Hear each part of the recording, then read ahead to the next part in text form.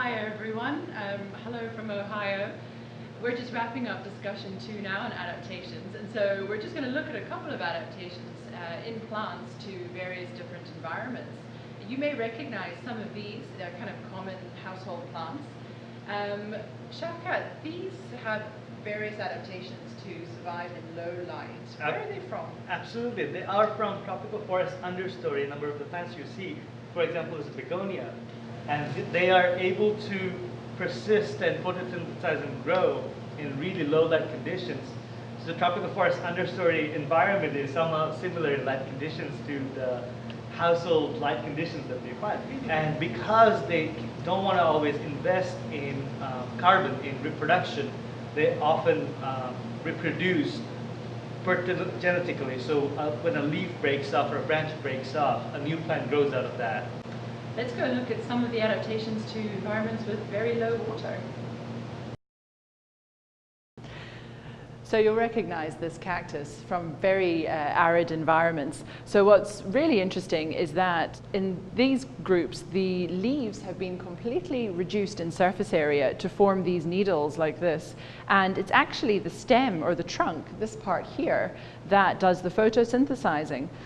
Both the stem and the leaves are covered in a really thick waxy cuticle that prevents water loss. And of course, the leaves in this sort of shape protect against herbivory. So this is an example of a structural or morphological defense against herbivory. And Shavkat will give you an example of a chemical defense in just a minute.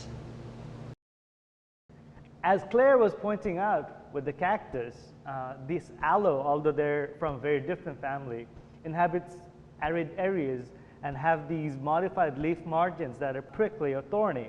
That also prevents herbivory.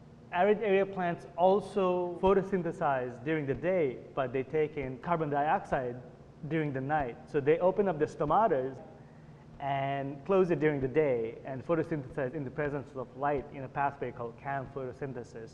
It's common in a lot of arid area plants. This is a pencil tree in the Euphorbia family, inhabits arid areas, just like the other two plants we saw. However, it has reduced leaf surface area to prevent water loss. But the structural, instead of structural protection, it has chemical protection in its sap that can cause skin irritation or momentary blindness if you get it in your eye. Moving to the other end of the spectrum, we've got some plants here that have to deal with too much water. This is the elephant ear, and it's got a waxy surface so that when water lands on it, it doesn't collect, just falls right off, meaning that fungus and things won't start growing in areas of the leaf.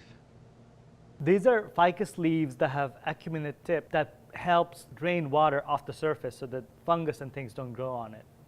So you've seen some adaptations of plants growing in different environments. Hope you enjoyed the video. See you next time.